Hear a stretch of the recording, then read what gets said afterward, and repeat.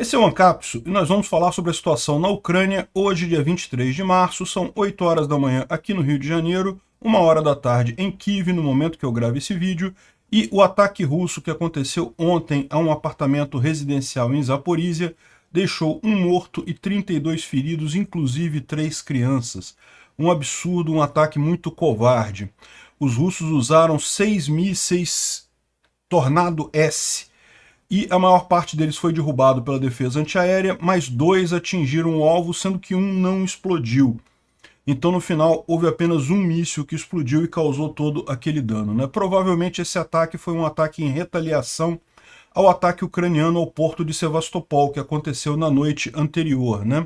E sobre esse ataque também a gente tem um vídeo novo que mostra e permite a triangulação para descobrir exatamente o que foi atingido pelos ucranianos ali em Sevastopol. A gente não sabe exatamente o que era, porque está escuro, então só dá para ver o vulto. Era um navio, um rebocador, um antiminas, não dá para saber, mas alguma coisa explodiu ali dentro da baía de Sevastopol.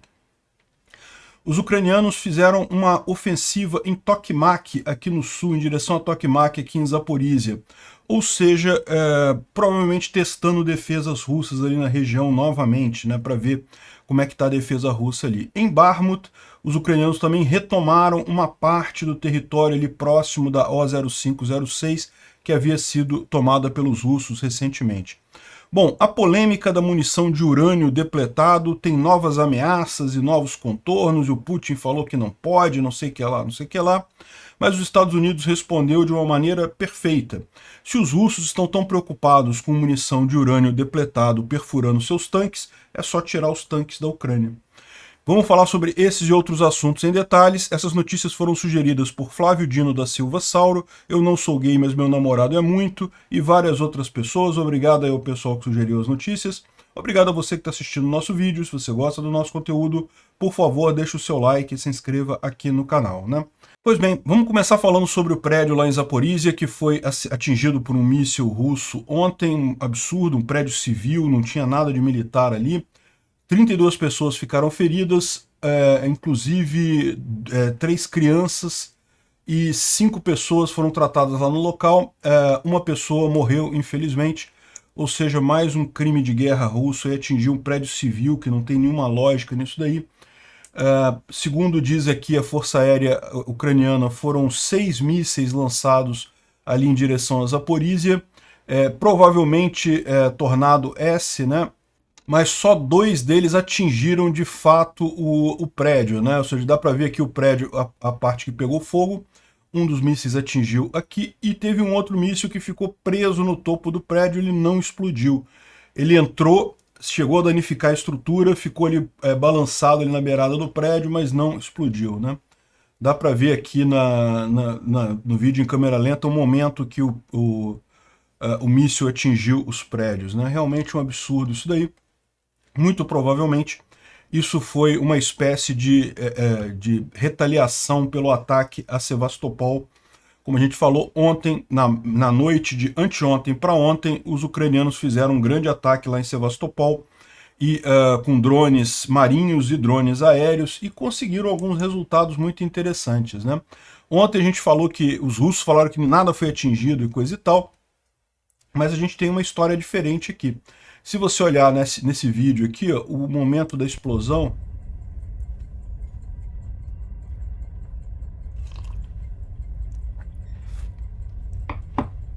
foi uma explosão muito forte aqui nesse ponto aqui, né? E não dá para ver exatamente, dá para ver que tem uma sombra ali de alguma coisa ali na região, ali no momento da explosão, mas não dá para ver se é um navio, se é alguma coisa, enfim, não dá para saber exatamente o que tem ali naquela região, mas a explosão foi grande, né?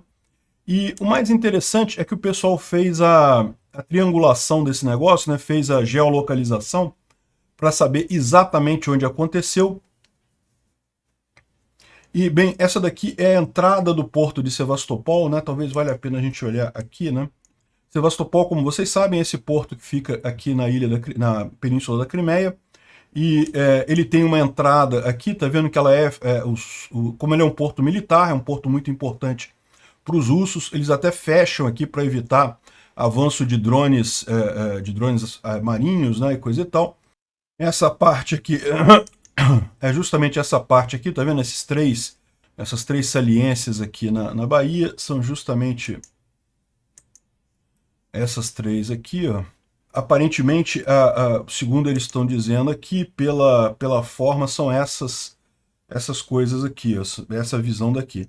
Então, na verdade, quem gravou o vídeo estava nesse lado de cá, gravando nessa direção daqui, né? Ou seja, a pessoa estava nessa península aqui, nessa região aqui, e gravou alguma coisa aqui, e a explosão foi no sentido desse pedaço aqui particularmente. Mas tem um outro vídeo também que mostra essa mesma explosão de um outro ângulo, né? Então o cara está fazendo a geolocalização aqui desse outro ângulo que ele está vendo a explosão. É um outro vídeo que está passando, e daí é essa direção aqui, ou seja, a pessoa que filmou estava aqui nesse ponto, filmando nessa direção aqui da Bahia, né? E aí o curioso é que, sendo as duas a mesma imagem, né, você consegue saber exatamente a posição onde aconteceu essa coisa. E daí você chega à conclusão que foi nessa região aqui, nesse círculo vermelho aqui, né? Embora você vendo essa imagem dê a impressão de que a explosão acontece lá perto da outra margem, né, lá do outro lado, na verdade não, ela é bem mais perto. É justamente porque é difícil mesmo ver perspectiva ali no mar, né, e particularmente à noite, né? Então foi nesse local aqui que aconteceu, na interseção das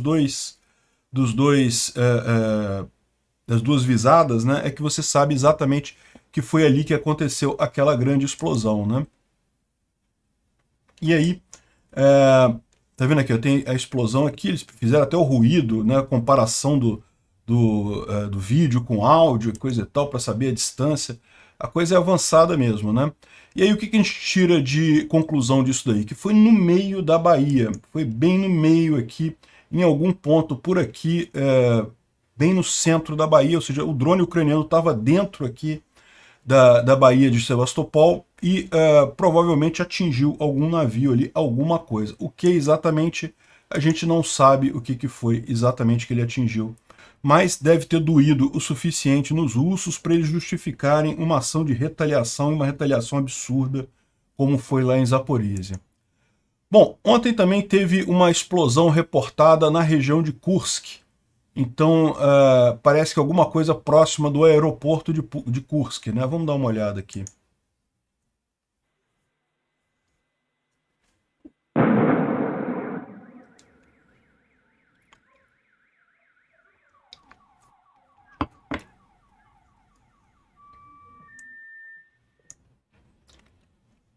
Dá para ver muito pouca coisa, só ouvir o barulho basicamente, mas Kursk fica aqui, ó, deixa eu mostrar aqui no mapa da Ucrânia. Kursk fica aqui ao norte, essa cidade aqui, Kursk, e o ponto atingido foi o aeroporto, que é algum lugar por aqui. Não, na verdade tem várias pistas aéreas aqui, não dá para saber onde é que foi exatamente essa explosão ali, né? Em Melitopol, mais um colaborador russo foi eliminado. Aqui tá os bombeiros apagando o incêndio no carro do cara. Melitopol é essa cidade ucraniana aqui ocupada pelos russos. É uma cidade crucial aqui, tanto para russos quanto para ucranianos. Muito provavelmente a ofensiva ucraniana vai vir em direção a Melitopol. E existe uma grande quantidade de partisãos lá, pessoal civil, que faz esse tipo de ataque contra os colaboradores russos, né? Quem foi morto foi um policial, é esse rapaz aqui, o Sergei Skovirko, né, que é o chefe da polícia do distrito ali de Melitopol, e acabou sendo tratado da forma como os colaboradores são tratados. Aparentemente ele não morreu, ele está ferido em graves condições, está sendo tratado no hospital lá, né? E partisãos continuam se fazendo ver em Henichesk. Henichesk é uma outra cidade aqui, ó. Essa cidade bem na retaguarda aqui é uma cidade ucraniana, né? Mas está na retaguarda russa, né? Ocupada pelos russos. É uma cidade que tem sido muito usada pelos russos. Por quê? Porque justamente ela está a uma distância maior do que a capacidade do HIMARS. Então essa é a principal preocupação dos russos hoje, fazer as bases deles longe da capacidade do HIMARS. Então aqui em Henichesk eles têm feito muita coisa, mas a população lá não dá moleza não, continua deixando fitinhas da Ucrânia e avisando que Henichesk é da Ucrânia, lembrando os invasores que o período dele ali é temporário, né? O que eles estão fazendo ali é temporário. Outro ato de partisãos também foi aqui numa torre na Crimeia, no topo da antena que fica em Grushivka. Grushivka é aqui, ó. Aqui, ó. Perto de Simferopol, bem aqui no centro da Crimeia, né? Colocaram a bandeira ucraniana lá no topo da torre de televisão. Mais uma ação aí de partisãos, né? Bom, aqui a gente tem a imagem que saiu de um russo reclamando que a base dele foi totalmente destruída, que morreu muita gente, foi totalmente destruída pelos HIMARS. E o pessoal da Ucrânia já mandou agradecer a ele por ter dado aí a indicação do dano causado e coisa e tal. Excelente, o tiro foi certeiro, a ideia era essa mesmo. Pena que ele sobrou vivo ainda do grupamento dele lá, né? Agora, por falar em grupamento russo destruído, a gente tem aqui uma mensagem no Telegram falando sobre o batalhão eslavo. Deixa eu pegar aqui, ó, tem a primeira parte, tá aqui, ó. O inimigo aumentou os ataques no oeste, nas regiões oeste de Donetsk, né? Ele está falando aqui de Avdiivka, né? Inimigo aqui nesse caso, ele está se referindo aos ucranianos, né? Esse aqui é um blogger russo. Deixa eu tirar minha cara daqui. E notícias trágicas, muitas perdas na primeira brigada eslávica. Infelizmente eu não tenho nada mais para dizer. E aí depois ele traz uma outra parte aqui de um outro blogger que fala justamente sobre isso. E tem uma dificuldade de comunicação com a primeira brigada eslávica, que está agora trabalhando na direção de Avdiivka. Perdas, luta muito pesada, o mais pesada possível, tentando atacar sem artilharia, muitas ordens controversas e inclusive ilegais na própria brigada. Ou seja, no final das contas, o que ele está dizendo aqui é que realmente esse ataque russo aqui na região de Avdiivka, que a gente tem falado nesses dias todos, né? Avdiivka fica nessa região aqui. Avdiivka é essa cidade aqui, né? É uma cidade muito fortificada, por esse motivo os russos estão tentando cercar a cidade, né? E estão se jogando aqui para tentar capturar a qualquer custo a cidade. Os ucranianos estão aproveitando para fazer a tradicional batalha de atrito, né? De reduzir, de causar muitos danos às tropas russas, né?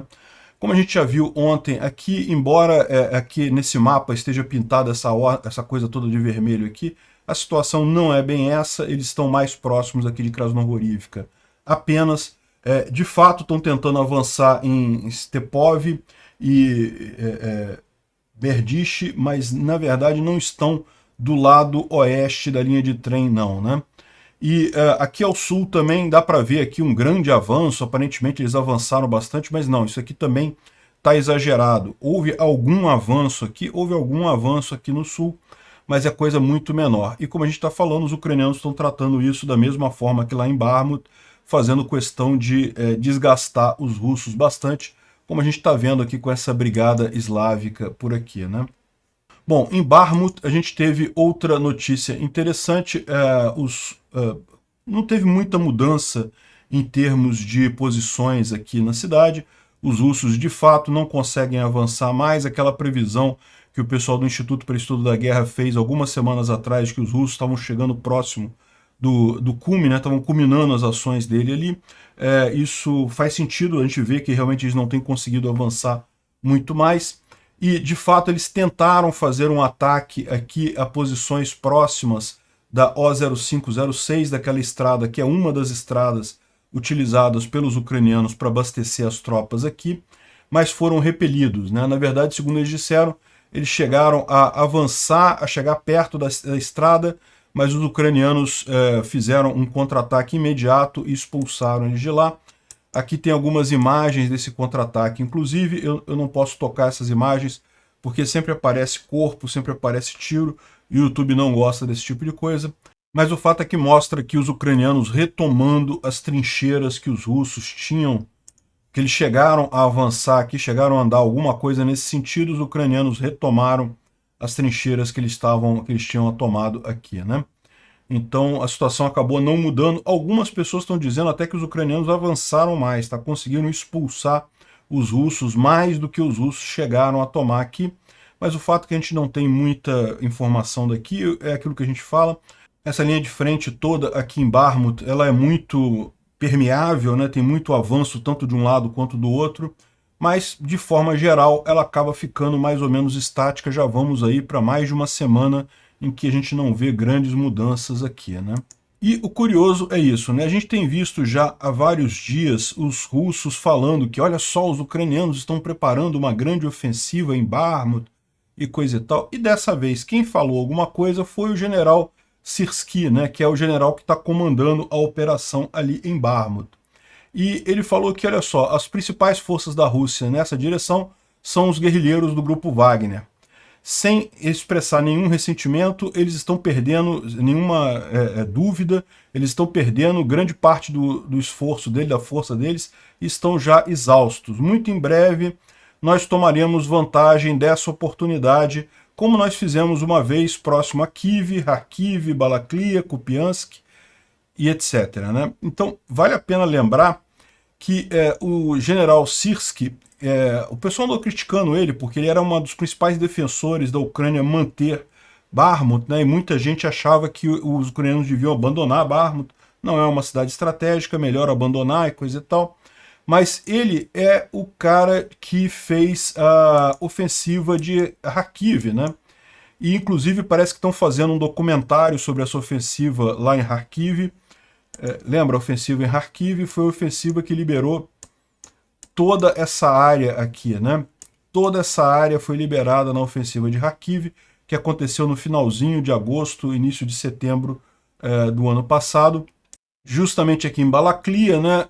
No dia 6 de setembro foi o dia que oficialmente eles começaram a ofensiva, mas a preparação já vinha desde o finalzinho de agosto, preparando as tropas aqui, coisa e tal, e conseguiram esse grande avanço, né? E ele está gravando um documentário sobre isso, e dizendo que eles esperavam uns 2.000 quilômetros a menos nessa contraofensiva, ou seja, conseguiram um sucesso muito maior do que até que eles esperavam nesse ataque, né?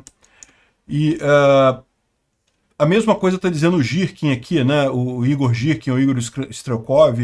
A Ucrânia está preparando uma grande ofensiva em meados de abril, talvez mais cedo. A luta pode ser em toda a linha de frente, em vários locais, né?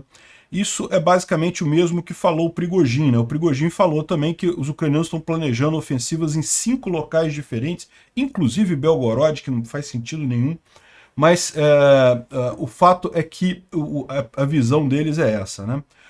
Eu acho também que meados de abril é a data mais provável para essa ofensiva ucraniana, para essa contraofensiva ucraniana, mas não dá para saber, pode ser depois também. Tem gente falando já que melhor é maio, junho, não sabemos, né? Vamos ver quando começar. Eles provavelmente têm que esperar. Nesse momento agora é impossível ainda, porque você tem ainda muita lama, né? Ainda estamos no período da lama lá, embora a lama já esteja secando lá na Ucrânia, ainda tem muita lama por lá.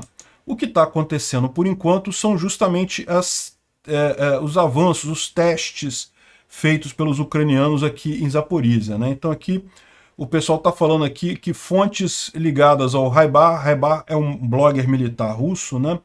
Dizem que as forças ucranianas penetraram as defesas russas próximas da cidade de Pologovsk. Essa cidade aqui eu não consegui localizá-la não, tá? Eu estou entendendo que é em algum lugar por aqui próximo, né? Não consegui localizá-la no mapa. Mas deve ser alguma coisa aqui em direção a Tokmak, né? Tokmak está aqui, ele está dizendo justamente que seria algum avanço nesse sentido aqui. Aqui tem um monte de cidadezinhas, mas nenhuma com esse nome. Não sei se é... Porque acontece isso às vezes, tá? Os russos têm um nome para a cidade, os ucranianos têm outro nome para a cidade. Pode ser que seja uma situação dessa, Mas o fato é que eles estão dizendo aqui que já seria uma ofensiva, já estariam fazendo uma ofensiva, já penetraram as defesas russas e coisa e tal. Mas como diz o Noel aqui, né, sim, mas ele está testando as defesas, né? Não seria ainda a grande ofensiva que eles estão planejando, estão apenas testando as defesas russas aqui nessa região. Nesse momento, devido às condições de lama e água, enfim, ainda não está na condição ideal, os ucranianos não iriam arriscar essa contraofensiva que é essencial neste momento ainda, né? Mas não sei, vamos ver o que acontece aqui. Bom, o Instituto para o Estudo da Guerra, ele fala aqui sobre os ataques de drones e mísseis que os russos fizeram de anteontem para ontem, a gente já falou sobre isso ontem. Fala aqui sobre o Shoigu, que está aumentando as defesas antiaéreas lá na Rússia, lá em Moscou, também não tem nada de significativo. E aqui o Instituto para o Estudo da Guerra fala novamente que as operações russas em torno de Bakhmut parecem estar diminuindo de tamanho e talvez as forças russas estejam tentando lançar ofensivas em outras direções, né? Eles falam aqui sobre os russos estarem tirando os tanques T-54 e 55 de armazenamento de longo prazo lá na Rússia, né? E o que eles dizem é que provavelmente isso se deve a uma preparação para a ofensiva ucraniana, né? Eles sabem que os ucranianos vão avançar com tanques, o que eles têm são esses tanques antigos, e bem ou mal, são tanques antigos, não tem grande capacidade, coisa e tal, mas são tanques, atiram, causam dano também, requerem os javelins só para serem destruídos. Então, assim, embora eles sejam realmente um sinal de meio que desespero da Rússia, né, eles certamente, se eles tivessem opções melhores, teriam usado tanques melhores, mas não deixa de... vale a pena não esquecer que esses tanques continuam funcionando, né? Provavelmente eles estão sendo colocados para antecipar a contraofensiva ucraniana, ou seja, vão ser usados mais para defesa. De qualquer forma, mostra aí a que nível chegou os russos, né?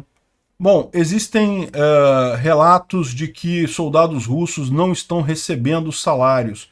Teriam vindo reclamações de vários lugares da Rússia.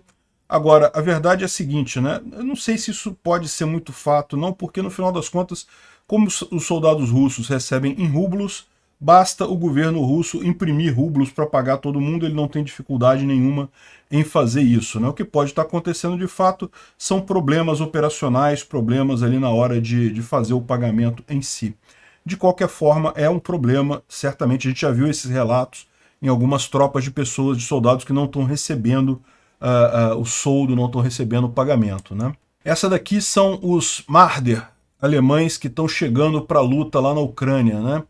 Tá vindo um monte aí. Esse aqui não são tanques, tá? São veículos de apoio à infantaria, mas são veículos muito interessantes, né? Devem ajudar bastante a Ucrânia aí na contraofensiva.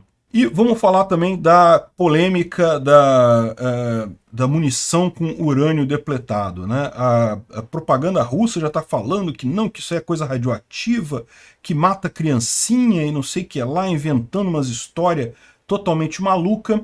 E o pessoal está lembrando aqui que chama-se urânio depletado porque é menos radioativo que o urânio natural, que acontece no solo em várias regiões aí do mundo, né? Aqui no Brasil tem muito, na Bahia e Minas Gerais, tem grandes minas de urânio ali, grandes regiões com urânio no solo.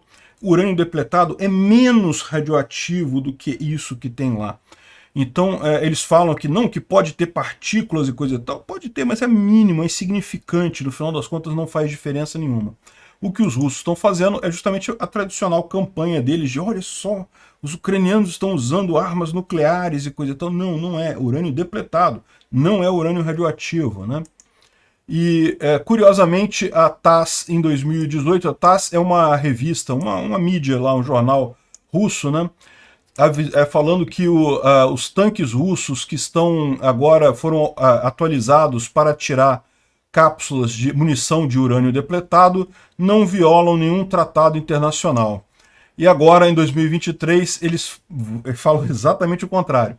O Reino Unido, provendo a Ucrânia com munição de urânio depletado, viola os fundamentos das normas do direito internacional.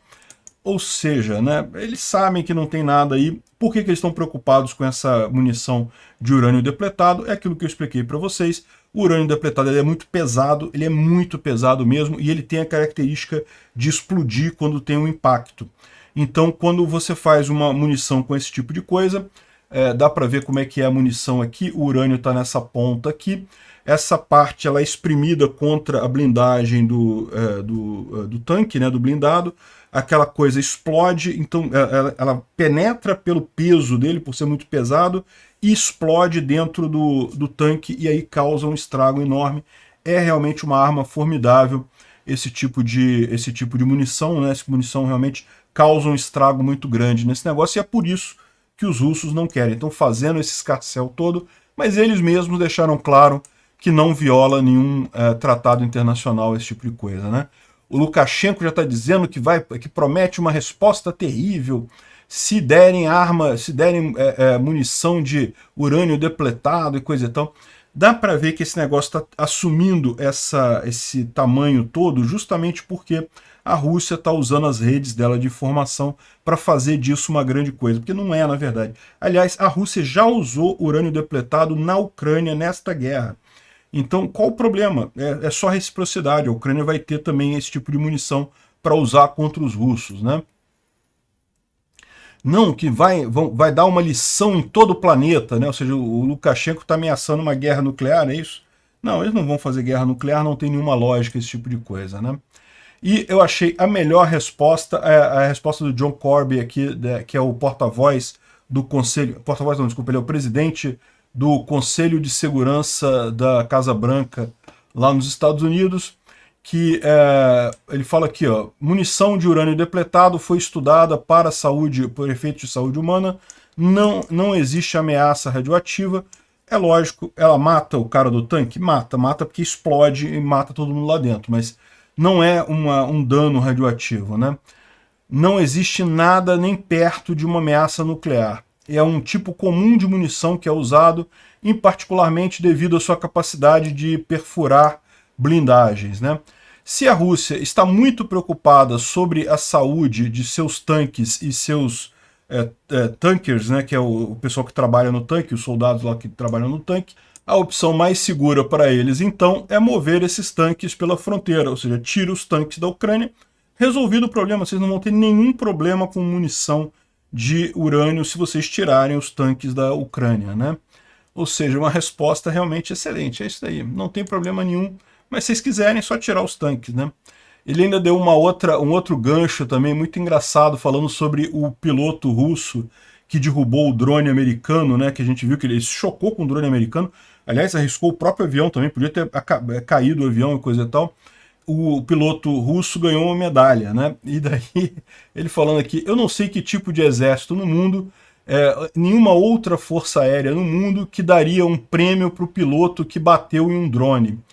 Se isso é a bravura, eu acho que eles têm uma definição diferente. É ridículo, chega a ser ofensivo. Ele disse isso lá na coletiva dele. E de fato, né, tem a imagem do Shoigu dando a medalha lá para o piloto russo que derrubou o drone, sendo que, caramba, ele derrubou por descuido. Não tem lógica nenhuma aquela ação, né? O David D., que é um militar americano, né, falando aqui sobre a situação, ele fala sobre o risco de guerra nuclear, porque lógico, é sempre isso. Os russos, eles começam essa campanha de que se usar o urânio depletado, então está dando autorização para a gente usar bombas nucleares e coisa e tal. E ele explica nessa thread aqui por que eles não vão fazer isso, e ele fala, bom, há quanto tempo você é vivo? Você viveu a Guerra Fria, né? Porque na Guerra Fria essa ameaça de bomba nuclear era toda semana. Não tinha, toda semana tinha ameaça dos russos usarem bomba nuclear nos americanos, né? Enfim. E ele explica aqui por que isso daqui não teria nenhuma vantagem estratégica para os russos, e no final das contas abriria as portas do inferno para os russos. Por quê?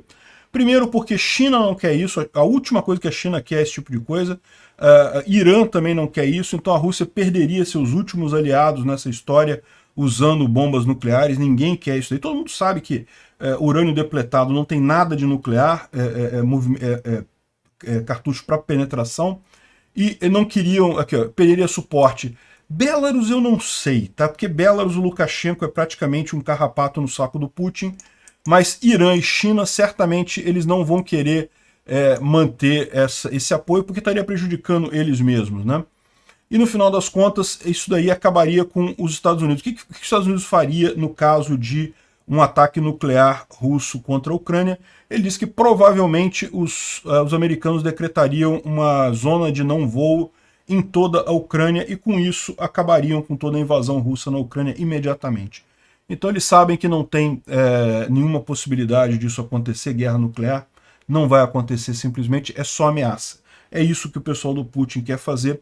Eles ainda acham que podem fazer bullying com os eleitores lá nos Estados Unidos, o pessoal ficar com medo de bomba atômica e falar, não, temos que tomar cuidado, não podemos brigar muito com a Rússia, senão seremos atacados por bombas atômicas e coisa e tal.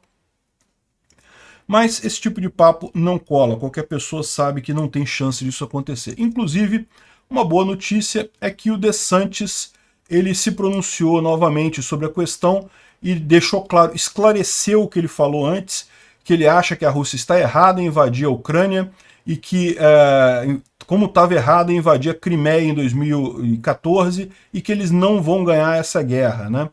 Ou seja, parece que ele está querendo voltar atrás daquela declaração que ele deu há um tempo atrás, que ele achava que os Estados Unidos não deveriam entrar nessa guerra e coisa e tal. Ele está começando a preparar para desfazer a colocação dele, o que eu acho que é um passo muito importante. Por quê? Já falei para vocês, os republicanos nos Estados Unidos, 65% deles são a favor do apoio americano à Ucrânia. E os outros 35% não são contra não, tá? Aí você tem uma fração que é contra realmente, e a maior parte que não faz diferença, não vê de forma diferente isso daí. Então, se tanto Trump quanto DeSantis se colocassem a favor da Rússia, praticamente estava condenando o Partido Republicano a perder a próxima eleição. O DeSantis agora assumindo essa posição pró-Ucrânia, isso seria realmente um bom sinal para os republicanos no próximo ano, né? Vamos ver, 2024 já está aí, já é eleição americana novamente ano que vem, né? Bom, e para terminar aqui com duas notícias cômicas, a RIA Novosti, que é um jornal lá, uma revista russa, publicou um artigo falando que o T-62, não está falando do T-80, T-90, que são os tanques mais modernos que os russos têm, não. O T-62 é melhor do que veículos do Ocidente que estão sendo enviados para a Ucrânia, como o Abrams e coisa e tal, né? E não colou. Eles já falaram isso várias vezes, que os tanques russos são muito melhores que os americanos e não sei o que lá. Mas dessa vez não colou. Até um cara que é o 13, né, que é o 13, que é um militar lá russo, também um blogger militar russo, falou aqui que idiota escreveu esse tipo de coisa. Daqui a pouco vocês vão estar dizendo que o T-34 eram os tanques que os soviéticos usavam na Segunda Guerra, né? Como um tanque de 60 anos pode ser melhor do que um veículo moderno ocidental? De que jeito? Não tem como, né? Você dizer que o T-54, o T-55, ele pode ser usado para alguma coisa, é uma coisa, eu concordo, ele pode ser usado para alguma coisa. Daí a dizer que ele é melhor do que o Abrams, não, peraí, né? Até o cara russo aqui falou, né? Pô, peraí, vocês estão dizendo o quê? Isso é coisa de retardado, pô, não tem isso, não tem como dizer que o T-62 é melhor do que o Abrams e coisa e tal. Enfim, ficou tão feio que até nem os russos compraram essa propaganda que o pessoal fez aqui. E a última piadinha é que o Steven Seagal foi contratado pela Rússia para treinar os militares russos em artes marciais. Alguém explicou para o pessoal lá na Rússia que o Steven Seagal é um ator, que quando ele luta artes marciais, isso não quer dizer que ele seja um especialista em artes marciais. Ele provavelmente treinou com um especialista em artes marciais para fazer as cenas nos filmes dele há 50 anos atrás, 40 anos atrás, os filmes de Steven Seagal. Ele não sabe, ele não é um grande especialista, ele é um ator, né? Eu não sei de quem que é maior a decadência nesse caso, do Steven Seagal ou do própria Rússia para fazer um papelão desse, né? Obrigado por assistir o vídeo até o final. Além de curtir, compartilhar e se inscrever no canal, considere se tornar patrocinador com valores a partir de R$ 1,99. Clique no botão Seja Membro abaixo para saber as condições e vantagens de patrocinar o canal. Mais informações sobre o nosso projeto, visite nossos sites indicados na tela.